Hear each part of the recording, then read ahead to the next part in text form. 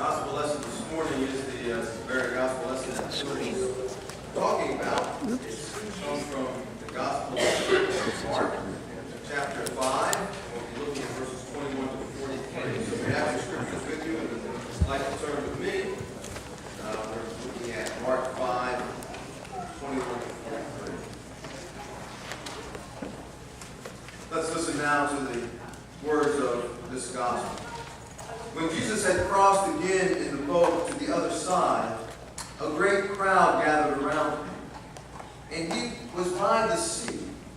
Then one of the leaders of the synagogue named Jairus came, and when he saw him, fell at his feet and begged him repeatedly, "My little daughter is at the point of death.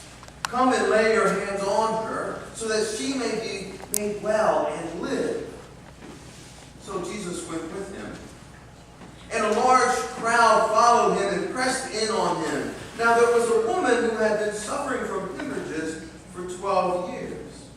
She had endured much under many physicians, and had spent all that she had, and she was no better, but rather grew worse. She had heard about Jesus, and came up behind him in the crowd and touched his cloak. For she said, "If I but touch his clothes, I will be made well." Immediately her hemorrhage stopped, and she felt in her body that she was healed of her disease.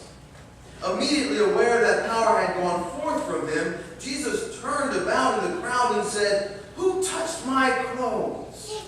And his disciples said to him, "You see the crowd pressing in on you. How can you say, 'Who touched me?'" He looked all around to see who had done it.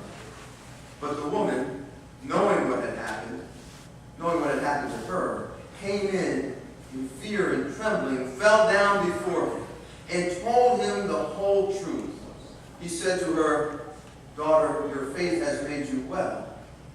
Go in peace and be healed of your disease." While he was still speaking, some people came from the leader's house to say, "Your daughter is dead. Why trouble the teacher any further?" But overhearing what they said, Jesus said to the leader of the synagogue, "Do not fear, only believe."